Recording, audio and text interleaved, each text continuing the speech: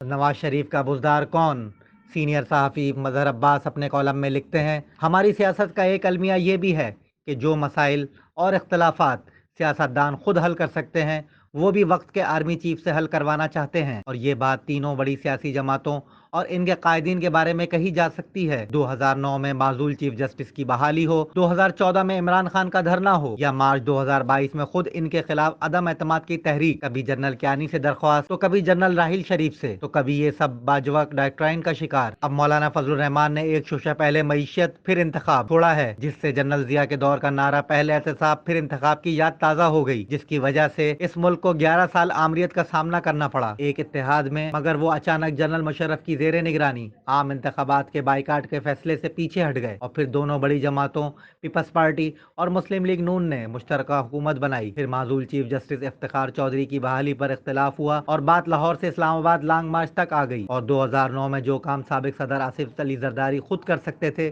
وہ جنرل کیانی کے ذریعے کروایا گیا۔ 2014 میں عمران خان کا دھرنا عروج پر تھا کہ ایک روز نواز شریف صاحب نے وزیر اعظم ہاؤس میں سینئر صحافیوں اور اینکر پرسنز کو دعوت دی اور پوچھا کہ مسئلہ کیسے حل کیا جائے۔ اتفاق سے میں بھی وہاں موجود تھا۔ میں نے کہا، میاں صاحب سامنے ڈی چوک میں ایک کنٹینر پر آپ کا سیاسی حریف ہی تو ہے، چہل قدمی کرتے ہوئے جائیں اور بات کر کے مسئلہ حل کریں۔ میری بات کو توجہ سے سنی، مگر پھر ایک دن بیان میں army chief general Raheel Sharif سے درخواست کی کہ عمران اور طاہر القادری سے بات کریں۔ ویسے تو 2013 میں 4 حلقے کھول دیتے تو 126 دن کا دھرنا ہوتا ہی نہیں، نہ ماڈل ٹاؤن میں لوگ مارے جاتے۔ 22 میں ISI کے سابق سربراہ جنرل فیض حمید کے تبادلے پر پیدا ہونے والے تنازع پر بات بگڑنی شروع ہوئی تو عمران خان صاحب کو پورا یقین تھا کہ 8 مارچ کو پیش ہونے والی عدم اعتماد کی تحریک ناکام ہو جائے گی، کیونکہ باجوہ صاحب بھی ان کو یقین دلا رہے تھے اور فیض صاحب بھی، لہٰذا انہوں نے کوشش ہی نہیں کی کہ براہ راست PDM سے بات کرتے۔ وہ 8 سے 27 مارچ تک اپنی جماعت اور اتحادیوں کو یقین دلاتے رہے کہ معاملات کنٹرول میں ہیں۔ ویسے تو تاریخی طور پر خود ذوالفقار علی بھٹو اور بے نظیر کی بے دخلی کی کہانیاں بھی اس سے مختلف نہیں، مگر ان دونوں نے وقت آنے پر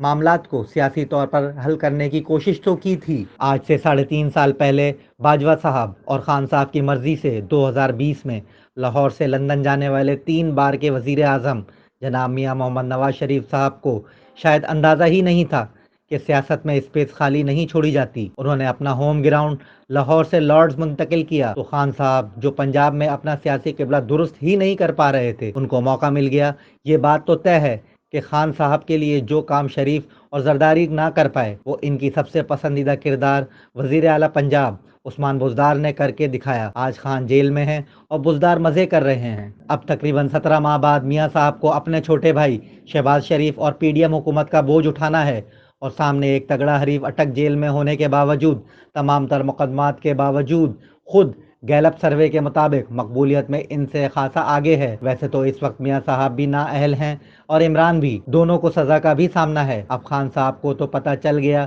کہ ان کا وسیم اکرم پلس ان کے زوال کا باعث بنا۔ میاں صاحب کو شاید 21 اکتوبر کو اپنے پرانے ہوم گراؤنڈ پر کھیلنے کے بعد پتہ چل جائے، مگر وہ کھیل سیاسی حریف کے بغیر کھیلنے کے خواہش مند ہیں۔ اگر عمران کو ہٹا کر الیکشن ہو جاتے تو شاید میاں صاحب اور مسلم لیگ نون اس مشکل میں نہ ہوتی۔ وزارت اعلیٰ پنجاب کے منصب پر رہنے والے مسٹر اسپیڈ دراصل میاں صاحب کے عثمان بزدار ثابت ہوئے، جس کی وجہ سے لوگ اصل بزدار کو بھول گئے۔ رہی صحیح کسر خود میاں صاحب نے پوری کر دی جب انہوں نے جناب مفتہ اسماعیل کو وزیر خزانہ کے عہدے سے ہٹا کر اسحاق ڈار کو لگانے کا مشورہ دیا، جس پر شہباز شریف اپنے تحفظات کے باوجود انکار نہ کر سکے۔ ڈار صاحب چھوٹے میاں صاحب کے لیے دراصل بزدار پلس ثابت ہوئے۔ اس سے بڑی بدقسمتی کیا ہو سکتی ہے کہ سیاستدان آہستہ آہستہ اپنا اسپیس دوسرے کے حوالے کرتے جا رہے ہیں اور خود ایک دوسرے سے سیاسی انتقام لے رہے ہیں، کبھی ووٹ و عزت دو کا نعرہ لگا کر تو کبھی جمہوریت بہترین انتقام ہے۔ اچھا ہوا میاں صاحب 12 اکتوبر کو برسی کے موقع پر نہیں آ رہے، جب انہیں دوسری بار نکالا گیا تھا۔ جب وہ یہاں سے گئے تھے تو ان کے پلیٹلیٹس خاصے گر گئے تھے،